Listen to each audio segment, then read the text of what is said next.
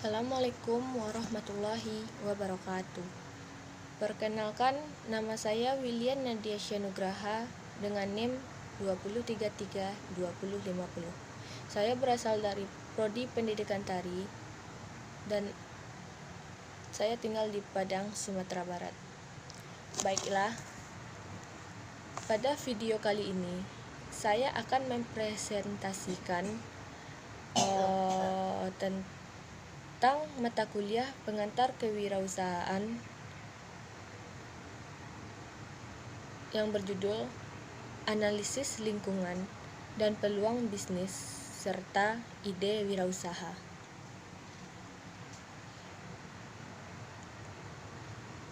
Untuk mengembangkan peluang bisnis atau usaha dimulai dari berbagai macam peluang yang dapat kita lihat dan kita temukan. Peluang itu bisa muncul begitu saja tanpa kita sadari, dan itu merupakan keberanian kita untuk menangkap ide-ide atau itu sebagai peluang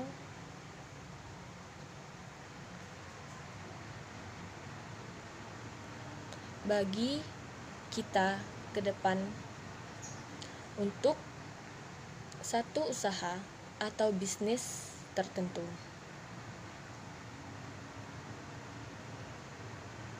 Bahkan peluang itu kadang-kadang dibayarkan oleh orang lain. Peluang juga difikirkan. Peluang juga kadang-kadang bisa muncul atas interaksi dari segala sesuatu yang kita rasakan pada lingkungan sekitar. Lingkungan dan peluang sangat penting bagi pemula yang ingin membuka suatu bisnis usaha. Sehingga perlu memang dianalisis, dipikirkan sedemikian rupa. Apakah peluang-peluang yang muncul, apakah lingkungan bisnis yang akan dijadikan sebagai subjek atau tempat untuk membagikan usaha.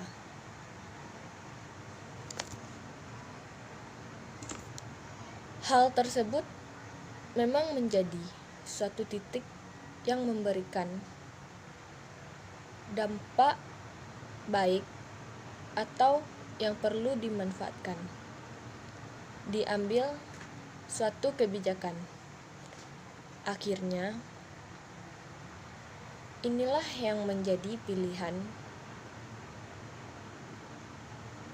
keberanian, kemampuan, analisis, ketepatan untuk melihat segala sesuatunya sangat amat diperlukan.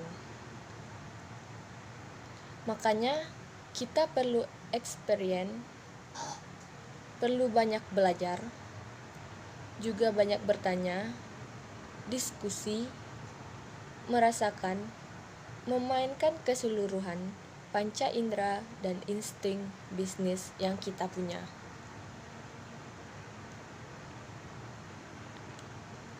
Analisis lingkungan bisnis berkaitan dengan organisasi atau lembaga. Ada dua istilah analisis lingkungan, yaitu lingkungan internal dan lingkungan eksternal. Lingkungan internal artinya adalah lingkungan yang terkait dengan eksistensi sebuah organisasi, dan lingkungan eksternal adalah lingkungan di mana kondisi-kondisi atau situasi yang terkait dengan operasional organisasi dan juga bagaimana kegiatan operasional ini pada akhirnya bisa bertahan. Dan ini yang menjadi dua jenis lingkungan ketika kita berada di area organisasi. Artinya, lingkungan menjadi suatu kondisi keadaan atau tempat di mana peluang-peluang bisnis itu harus menjadi dasar dan pertimbangan ketika memulai suatu atau sebuah usaha. Karena internal dan juga eksternal akan memberikan dan sangat berpengaruh yang sebenarnya tidak sedikit atas proses pelaksanaan dan juga perjalanan bisnis yang akan kita laksanakan nantinya.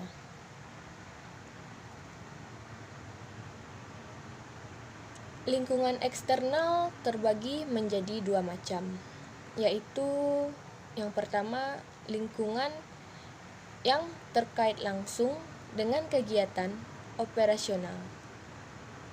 Kita operasional organisasi atau seringkali dinamakan dengan sebagai lingkungan mikro dari organisasi dan lingkungan, tidak terkait secara langsung dengan kegiatan operasional.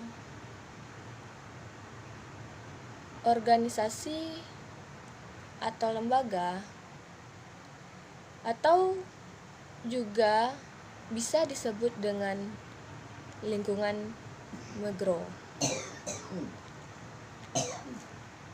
Lingkungan internal pada prinsipnya secara teori adalah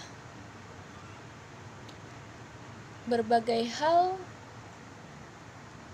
atau berbagai pihak bisa dihitung dalam konteks lingkungan yang terkait langsung ataupun tidak dengan organisasi.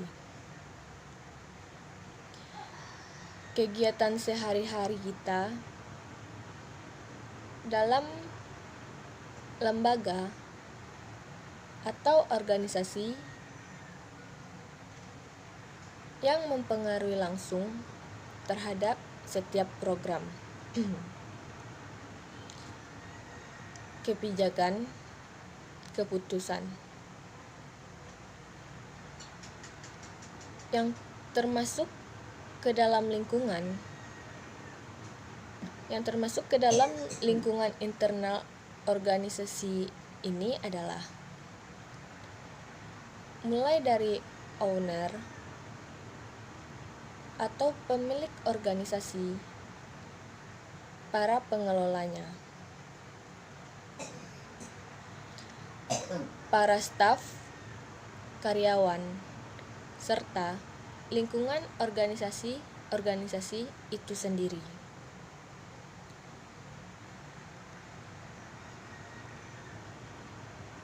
Dalam kegiatan operasional, perusahaan akan berhadapan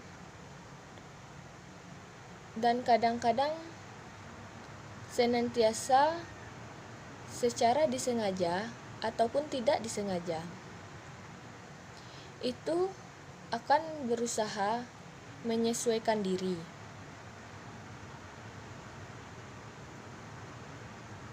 dengan lingkungan yang terkait, lingkungan makro, perusahaan, dan lingkungan yang tidak terkait dengan lingkungan makro. Dan lingkungan mikro adalah pelanggan termasuk peluang di dalamnya,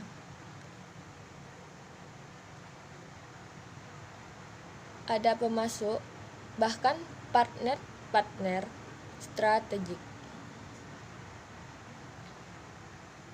Sedangkan lingkungan mikro mulai dari pembuatan peraturan atau mereka yang sering kita sebut sebagai regulatornya perusahaan atau juga organisasi termasuk pemerintah, lembaga-lembaga non-pemerintah, bahkan juga masyarakat sekitar, dan juga yang lain-lainnya. Lingkungan makro adalah mereka yang tidak terlibat secara langsung dalam kegiatan operasional organisasi, akan tetapi pada akhirnya mereka sangat memberikan dampak yang amat besar atas operasional kegiatan organisasi tersebut.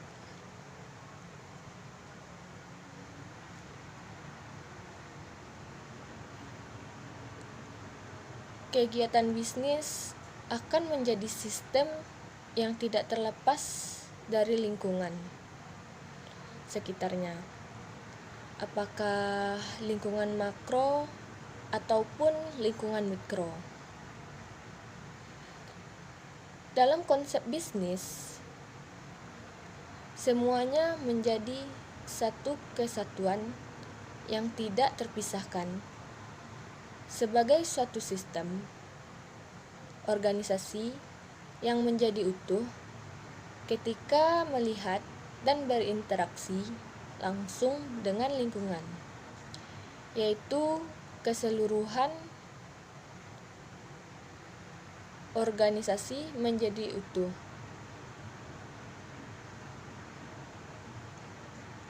Lingkungan yang mengikutinya dan organisasi bisnis berada dalam suatu lingkungan, dan lingkungan inilah yang akan dapat menjadi faktor pendorong, bahkan juga sekaligus akan menjadi faktor penghambat organisasi bisnis. Pada dasarnya ada dua faktor lingkungan yang akan memberikan pengaruh pada aktivitas bisnis yang akan kita lakukan. Dan ini memang perlu pertimbangan yang cukup matang, yaitu lingkungan kerja. Yang kedua adalah lingkungan sosial. Lingkungan kerja dan lingkungan sosial termasuk dalam konteks bisnis akan menjadi faktor lingkungan yang sangat kuat. Lingkungan kerja akan memasukkan semua elemen yang relevan, dan juga ini pada prinsipnya akan berpengaruh dan sekaligus mempengaruhi organisasi secara menyeluruh. Elemen-elemen tersebut adalah pemerintah kreditor, yaitu pemasok, karyawan, konsumen, pesaing, dan lain sebagainya. Sementara lingkungan sosial itu meliputi berbagai tekanan umum yang sangat mempengaruhi secara luas. Misalnya saja tekanan di bidang ekonomi.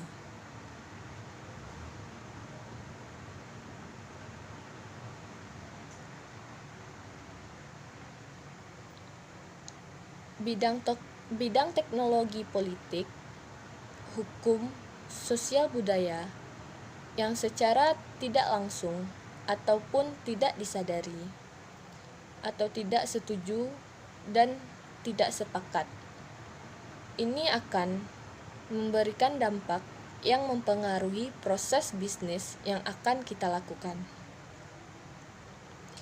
Nah, sekarang coba kita lihat dari lingkungan ekonomi. Satu masyarakat itu dapat digolongkan ke salah satu sistem perekonomian, yaitu kapitalisme, sosialisme, dan juga komunisme. Baik pada sistem ekonomi sosialisme, pada sistem komunisme, atau sistem pasar bebas. Misalnya sedikit banyak pasti berkaitan atau dipengaruhi oleh lingkungan perekonomian. Jadi, perekonomian menjadi faktor yang akan mempengaruhi hampir ke semua faktor ini, sehingga memberikan pengaruh kebijakan pada keputusan bisnis yang akan kita lakukan. Yang kedua yaitu ikatannya dengan lingkungan teknologi. Ini meliputi manufaktur atau teknologi, produk termasuk jasa, serta teknologi bisnis, dan kesemuanya adalah pengetahuan manusia. Mulai dari peralatan, metode kerja, sistem pengolahan, peralatan elektronik,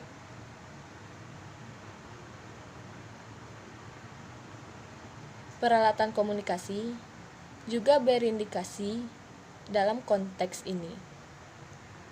Perangkat keras, perangkat lunak,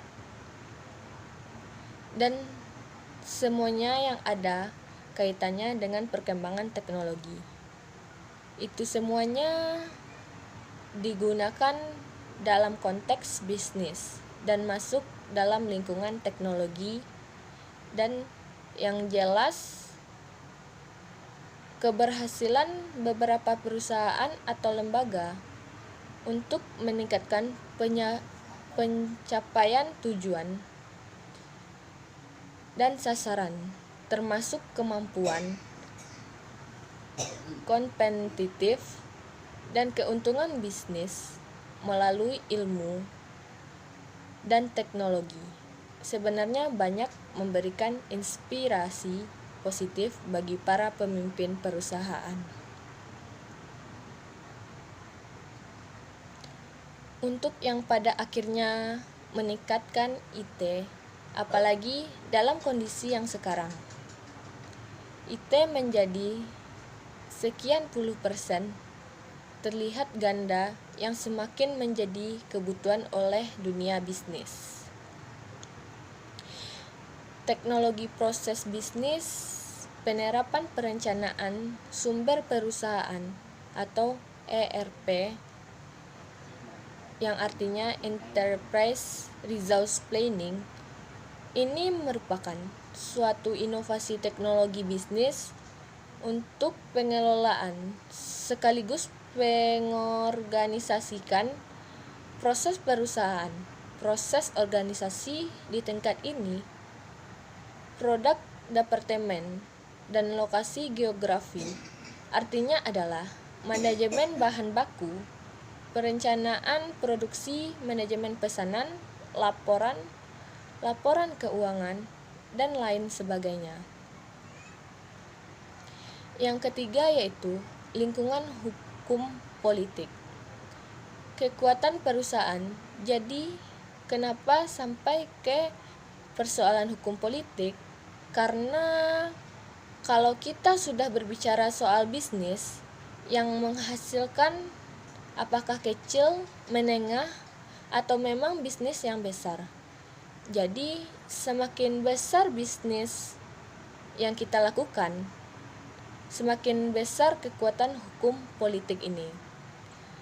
Lingkungan hukum di politik memberikan pengaruh dan dampak pada pilihan, pelaksanaan, dan proses perjalanan bisnis yang dilaksanakan pada lingkungan hukum politik, yaitu menjadi kekuatan perusahaan pada akhirnya berada dalam satu kerangka hukum, sehingga faktor ini mempengaruhi berbagai keputusan dan transaksi dari perusahaan.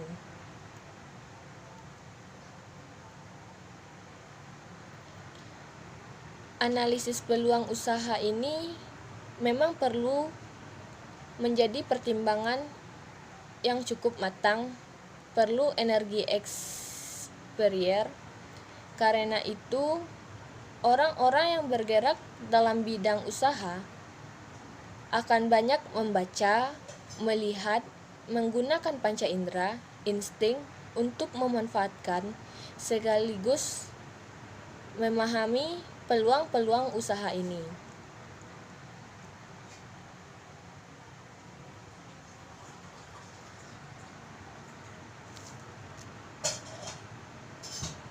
Ide bisnis tidak akan muncul dengan sendirinya dan secara tiba-tiba.